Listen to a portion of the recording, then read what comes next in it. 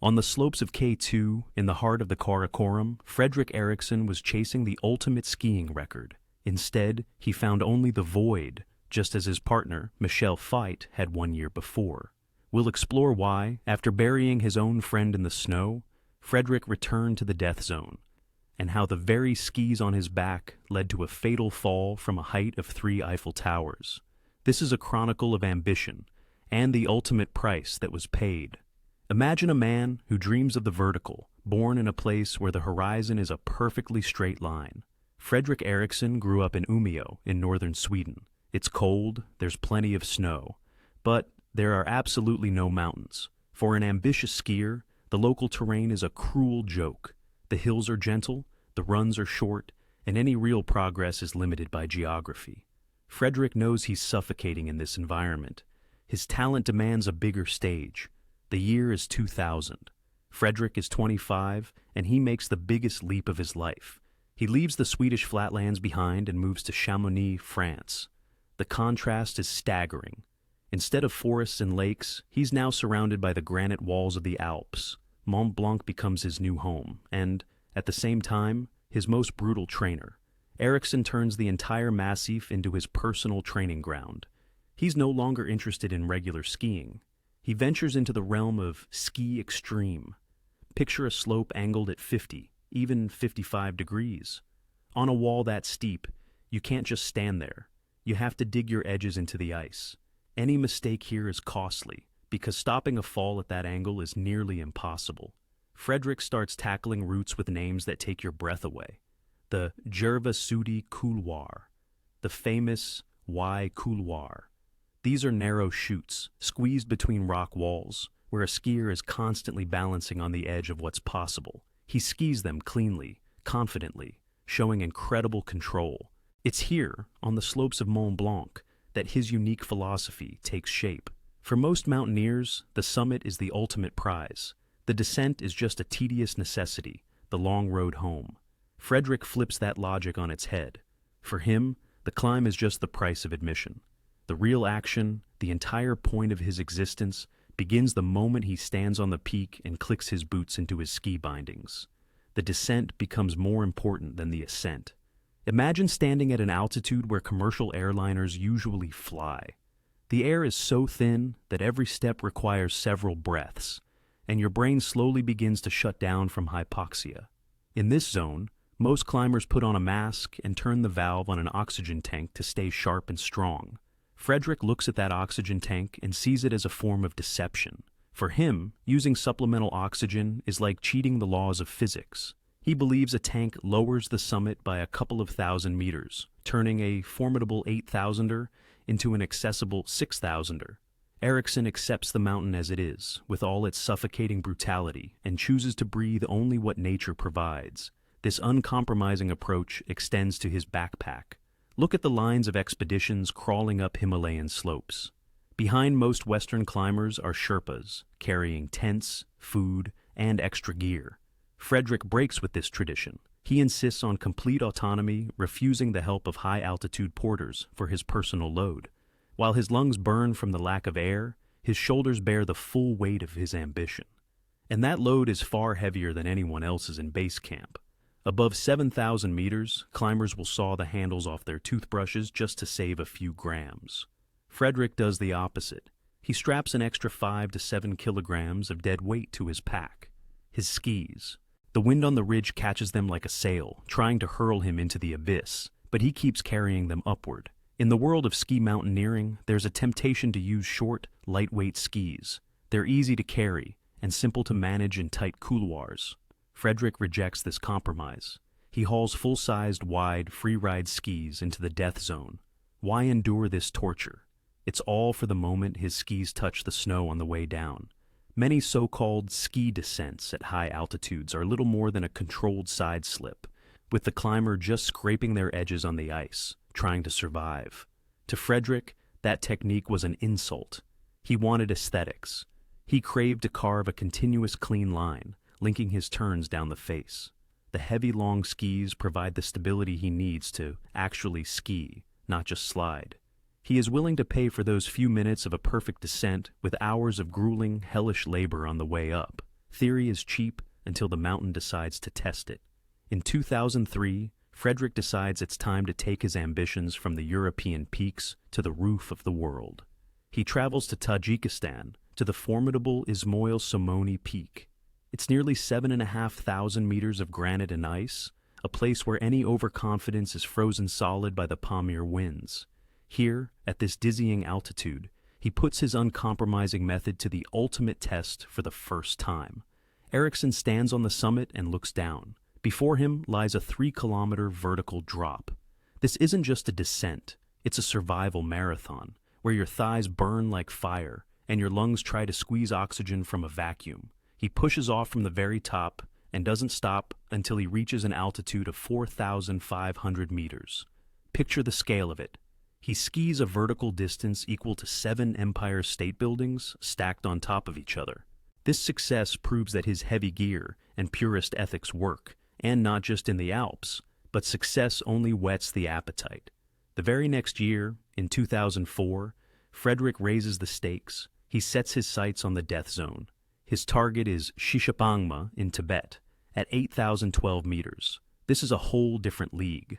Above 8,000 meters, the human body is slowly dying, and every movement requires colossal willpower. Fredrik clicks into his skis where most people can barely stand. He descends, and in doing so, writes his name in history, becoming the first Swede to ski from an 8,000er. Now, no one can say he just got lucky. In 2005, Ericsson heads to Pakistan, to the wild and unpredictable Karakoram. His goal, Gasherbrum 2, 8,035 meters above sea level. This time, he's partnered with a strong Norwegian climber, Jørgen Amott. The mountain greets them with steep slopes and hard-packed snow. They climb without oxygen, carry everything themselves, and execute a clean, beautiful descent.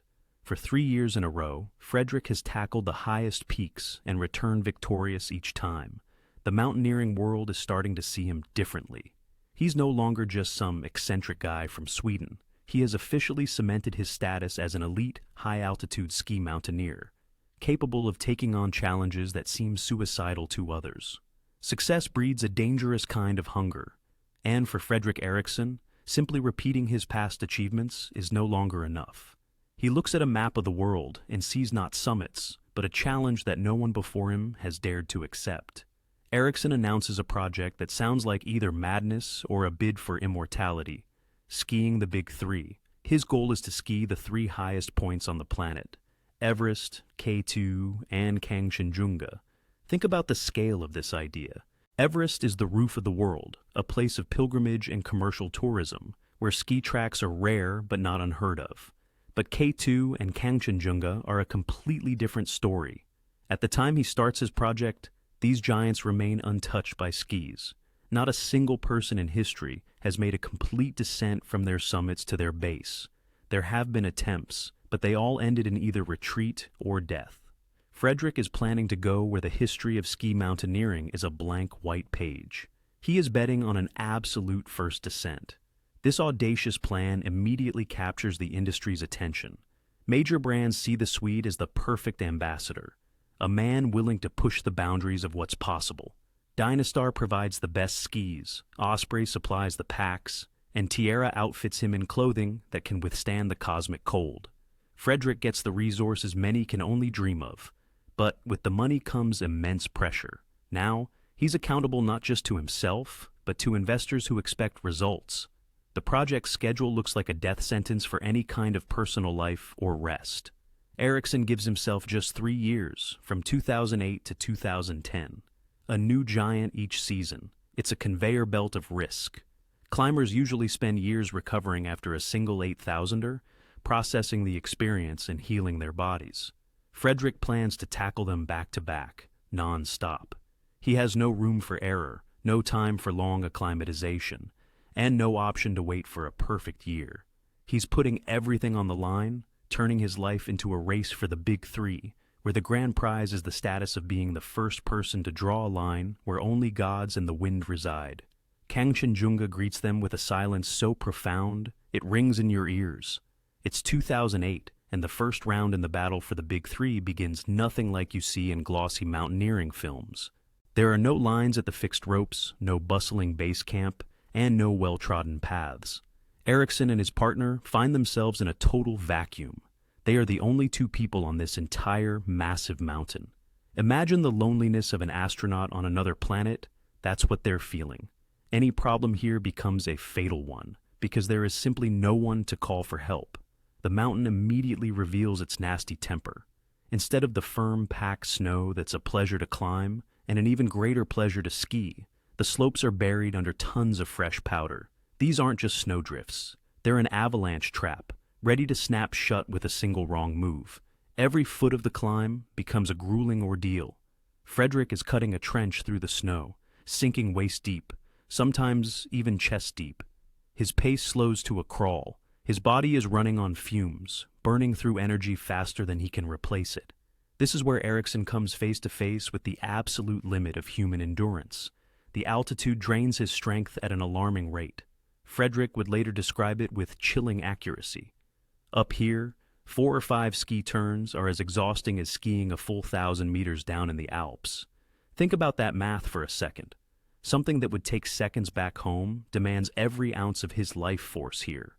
Every set of turns sends his heart pounding in his throat, forcing a long stop just to catch his breath. At an altitude between 7,000 and 7,500 meters, the mountain issues an ultimatum. The snow becomes too deep, and the risk of an avalanche goes off the charts. To keep climbing in these conditions is to knowingly walk to your death. Frederick faces a difficult choice. Ambition screams forward, but the instinct for self-preservation whispers stop. Ericsson makes the only right decision for a professional. He turns around. The summit remains unconquered, but the project continues. He clicks into his skis right there, at the height he reached, and begins his descent. It's not the triumph he was hoping for, but it's an honest fight. He survives the death zone, gains invaluable experience in isolation, and saves his strength for the next, even more formidable opponent. They call K2 the Savage Mountain, and in the summer of 2009, it lives up to its name from the very first glance.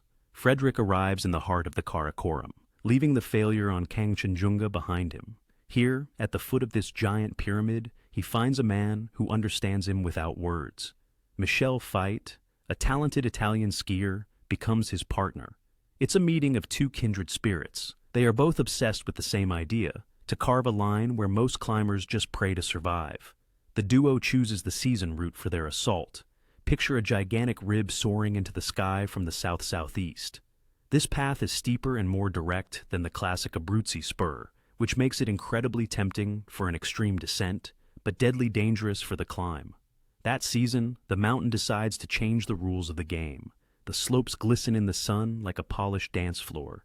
Instead of soft snow where you can securely plant a ski, they are faced with fields of hard blue ice. For a skier, this is the ultimate nightmare.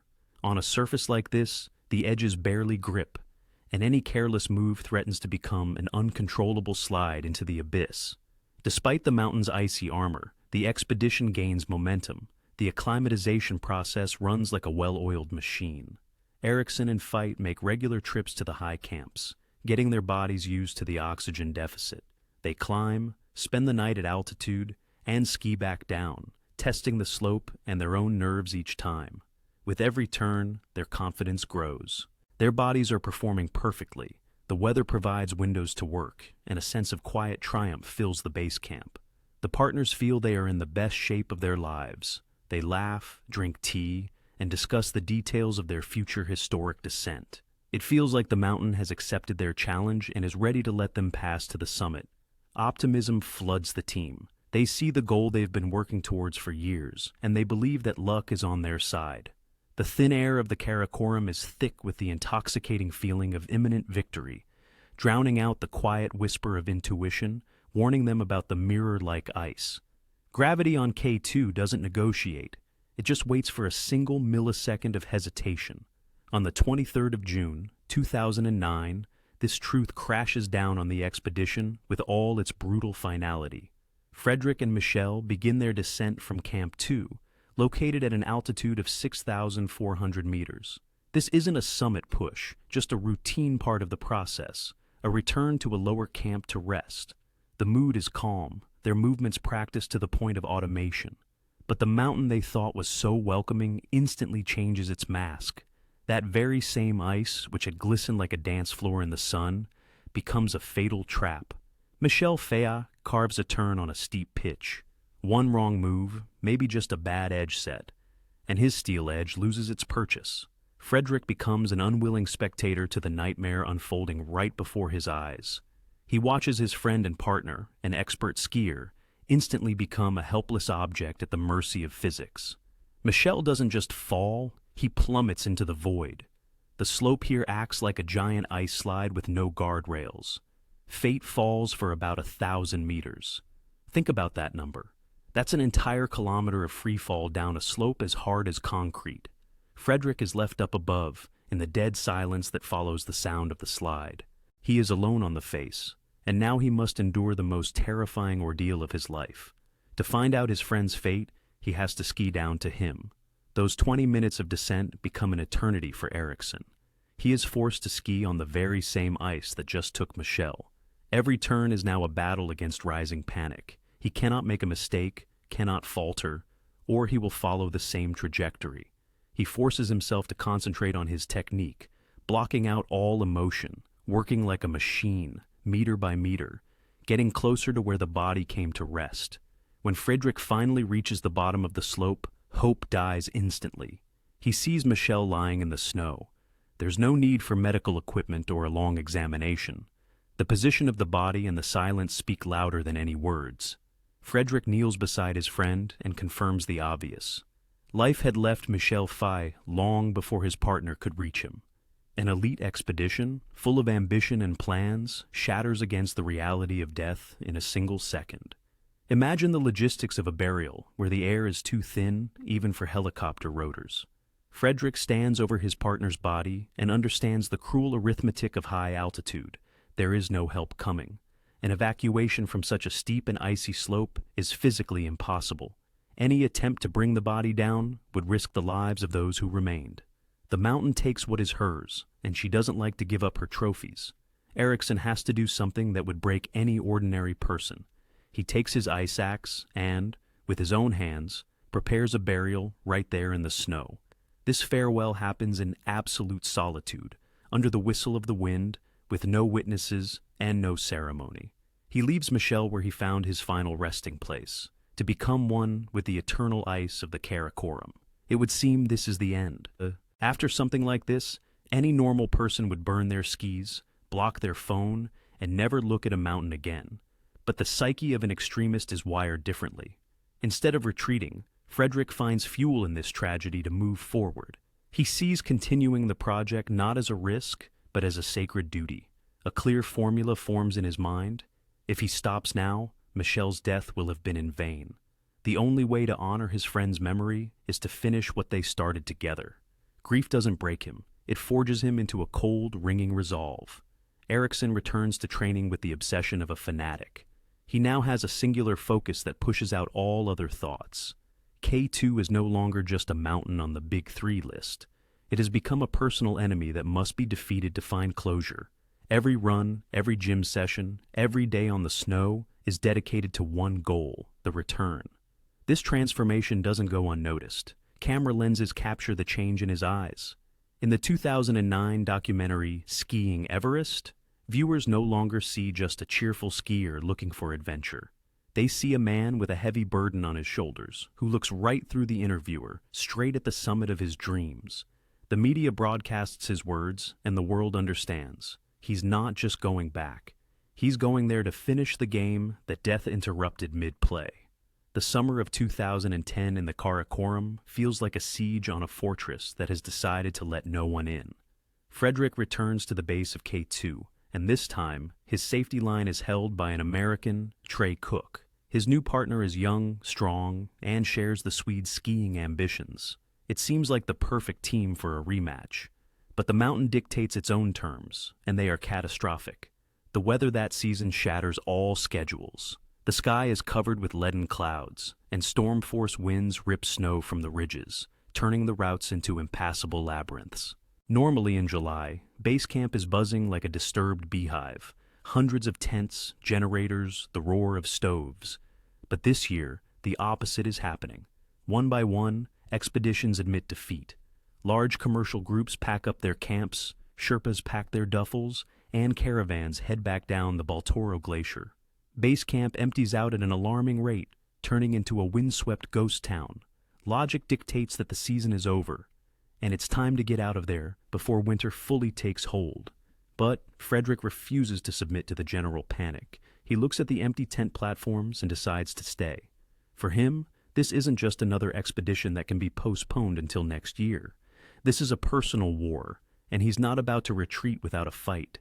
He shifts into waiting mode, staring into the gray gloom, searching for the slightest sign of a change in pressure. The days drag on excruciatingly slowly. Snow buries the tents, and hope melts with every passing hour. It is in this moment of total isolation that a key figure appears on the scene. Gerlinde Kaltenbrunner, an Austrian mountaineer, a legend in the world of high-altitude climbing, who also refuses to leave. She's chasing her own goal, to be the first woman to summit all 14 8,000ers without supplemental oxygen. They have different missions. She's on foot, he's hauling skis. But what unites them is a shared, stubborn resolve. From the remnants of other expeditions, an elite summit team takes shape. Frederick, Trey, and Gerlinde join forces. They are the last gladiators in the arena, ready to seize the one tiny window the fickle weather might give them. 1:30 in the morning, in the death zone. It's a time when every rational instinct screams to stay warm, but the group begins to move. It's August 6th, and Camp 4, perched at 8,000 meters, becomes the launch pad for the final push. The climbers crawl out of their tents into a black, roaring void. Here, on the shoulder of K2, the atmosphere is hostile to all life. The thermometer reads -15 degrees, but that number is deceiving. At this altitude, with a 40-kilometer-per-hour wind, the cold isn't just a temperature. It's a physical assault, leaching the last traces of warmth from beneath your layers. Visibility is down to 100 meters. The beam of a headlamp hits a solid wall of blowing snow, pulling only the back of the person in front and your own boots out of the darkness. Heading out into a storm like this seems like madness. What drives the team forward, however, is the weather forecast. The meteorological report, received by radio, promises a window. By morning, the wind should die down and the sky should clear. The climbers are betting on this promise, trusting the numbers on a piece of paper more than their own eyes. They believe the storm is a temporary trial, something to be endured on the way to the summit. In this chain of people slowly gaining altitude, Frederick's silhouette stands out. While the others try to lighten their loads as much as possible, a bulky structure towers behind his back. He's carrying his skis. They're strapped to his pack, extending high above his head. In the hurricane-force wind, these two wide planks become a sail. Gusts slam into them, trying to spin the skier, break his rhythm, and shatter his balance. Every step for Eriksson is a double effort. He's fighting not only gravity and hypoxia, but also the leverage created by the wind hitting his gear. Imagine the physical strain. Here, where every movement costs a colossal amount of energy, Frederick is voluntarily carrying the cross of his own philosophy. He could have left the skis at camp and climbed light like the others, but then the entire project would lose its meaning. For him, a summit without skis is a failure. He pushes through the dark haze, balancing against the blows of the wind, dragging this burden to the point from which he plans to make the most important descent of his life. The group continues its ascent, hoping that dawn will bring the promised calm and open the way to the summit, now hidden in a dense fog of snow. Welcome to the Bottleneck. It's a name anyone who's ever been interested in mountaineering has heard, but only a handful have seen it with their own eyes. On the morning of August 6th, sometime between 6:30 and 7 o'clock, the group reaches the base of this ominous couloir.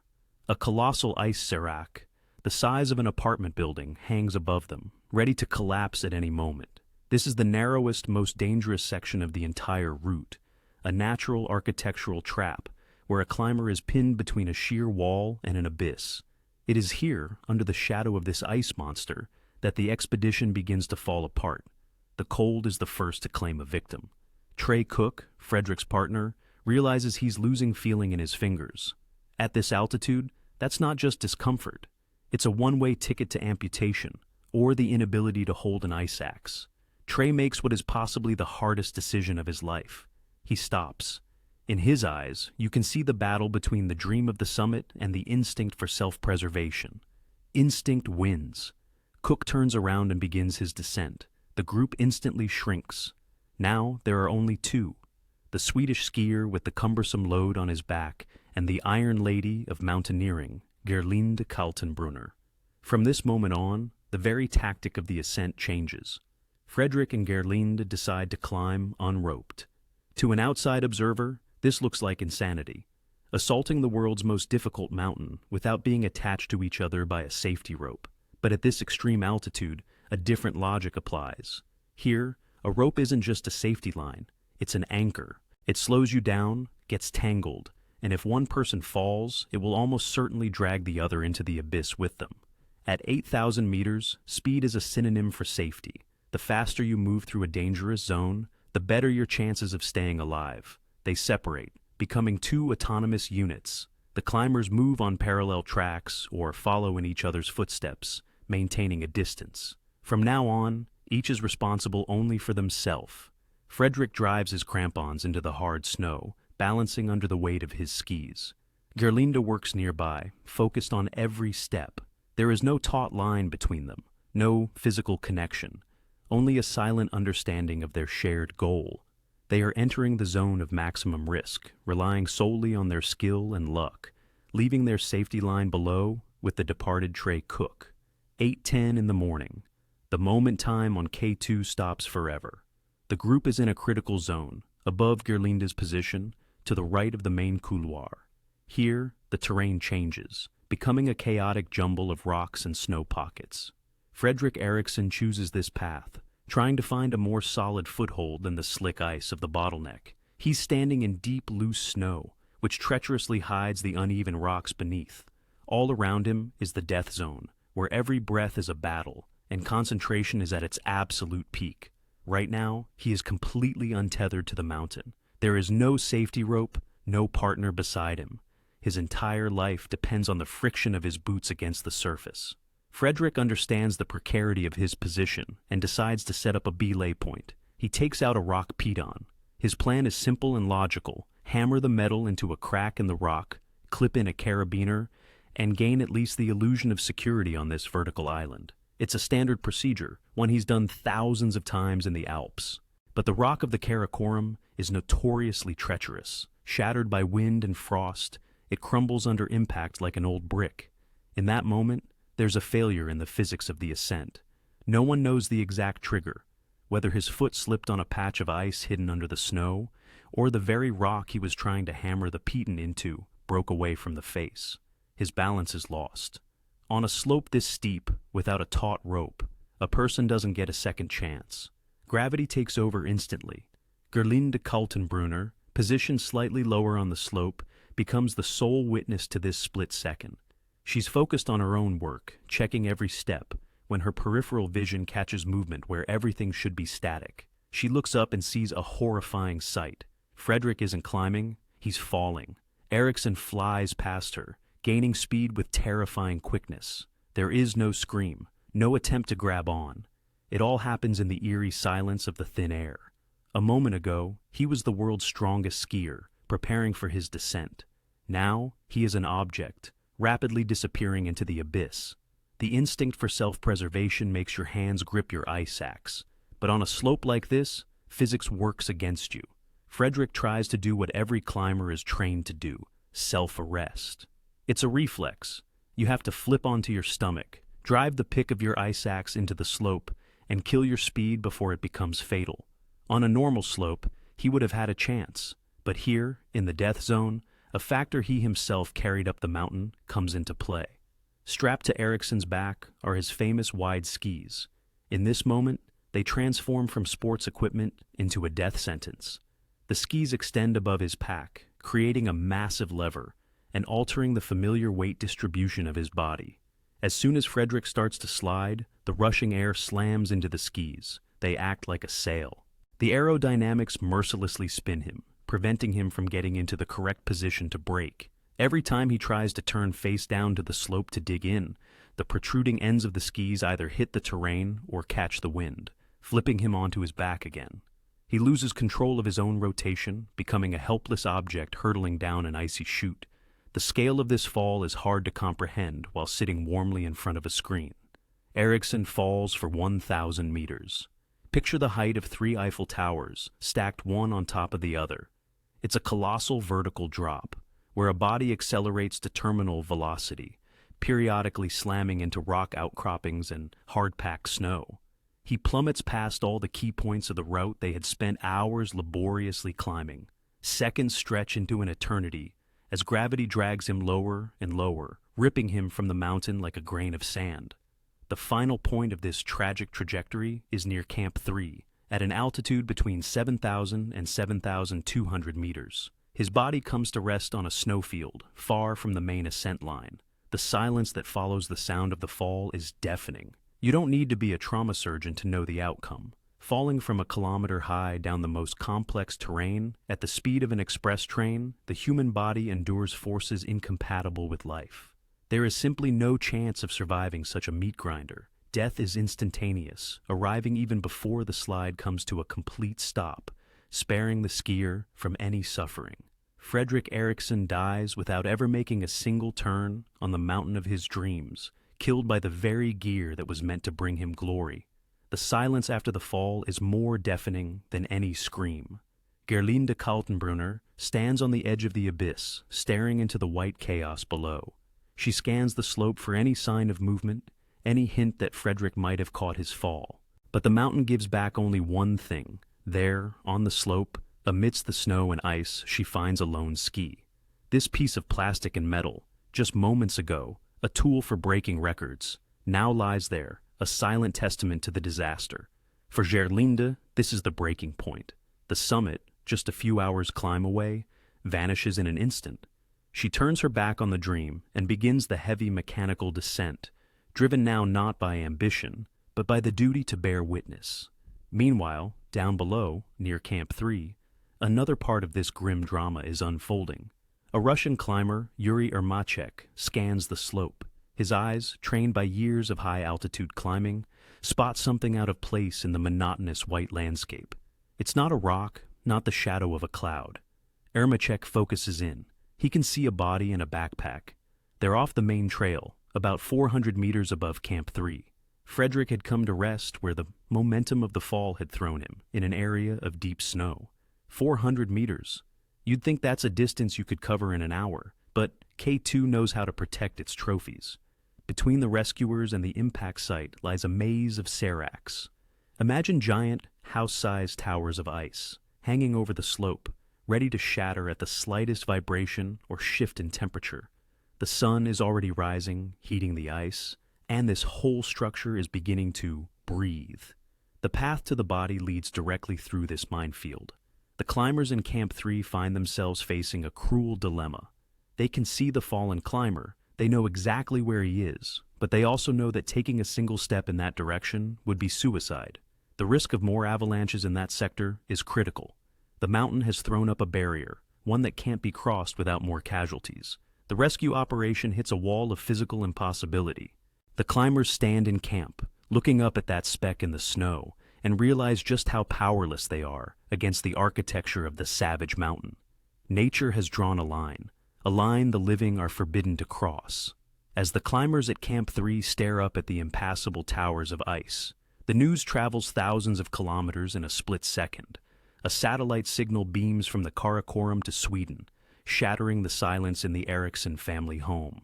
Fredrik's father, Jan Olof, answers the call that every parent of an extreme athlete fears. He's given the stark facts: a slip, a fall, a visual on the body, and a critical avalanche risk for any rescue team. Now, the fate of the entire operation depends not on the weather or equipment, but on a single word from a man in the safety of his warm home. Jan Olof listens to the report. He understands what's at stake. On one side, the natural heart-wrenching desire to bring his son's body home, to bury him in his native soil, to have a place to bring flowers. On the other, the lives of Yuri Ermachek, Gerlinde, and the other climbers who are ready to risk everything for the recovery. Fredrik's father makes a decision of immense courage. He says one word: stop. He forbids risking the lives of the living for the dead. Jan Olaf knows his son would never have wanted to be the reason his friends died. This decision puts an end to the rescue operation. His father relays his final wish over the satellite connection. Leave Frederick where he found his final peace. He puts it with a poignant poetry. Let him remain there, with a view of his beloved mountains. K2 becomes an eternal mausoleum for the Swedish skier. His body is left untouched, allowing the Karakoram snows to do what they have for millennia, to cover and to preserve. Frederick becomes part of the very landscape he strove to conquer, merging with the glaciers and the rocks in absolute silence. Gerlinde Kaltenbrunner accepts this verdict with a heavy heart, but with full understanding. For her and the remaining team, it's an order to stand down. There is no more goal, no more route, only an emptiness where her partner used to be. She calls off the expedition for good. The dream of the descent, the sponsors' flags, the plans for triumph, all of it loses its meaning in an instant. Gerlinde packs her gear, leaving behind the summit that, this time, proves stronger than human will. The group begins the long journey down to the valley, leaving Frederick Eriksson at his final altitude, on an eternal watch over the mountains he loved more than life itself. Trauma leaves scars on people, not on rocks. A year later, in 2011, Gerlinde Kaltenbrunner returns to the foot of K2. She needs to find her own closure, to summit the last of the 14 8,000ers. But she physically cannot bring herself to set foot on the route where Frederick died. The memory of her friend and the sight of that same couloir are too painful. She makes a radical decision, to approach the mountain from a completely different direction. Gerlinde chooses the North Ridge from the Chinese side, a wild, remote route, with no commercial groups and no ghosts of the past. She reaches the summit, completing her great odyssey, but the K2 ski challenge remains open, like an unhealed wound. For 8 long years, the savage mountain rejects anyone who dares to bring skis to its slopes. The K2 ski descent project turns into a myth, the last great problem of Himalayan skiing. It seems this face was simply never meant to be skied. That barrier finally falls in 2018. A Polish phenomenon named Andrzej Bargiel arrives on the scene. He achieves the impossible, the first full descent from the summit to base camp, linking different routes into a single line. But the context of this success is strikingly different from what Eriksson was doing. Bargiel is a hero of a new era. In his arsenal are drones that scout snow conditions in real time and can deliver medicine, a powerful support team, and modern technology. It is a triumph of planning and technology. Against the backdrop of this technological breakthrough, the lone figure of Frederick Eriksson takes on a special status. He remains the benchmark for absolute purism.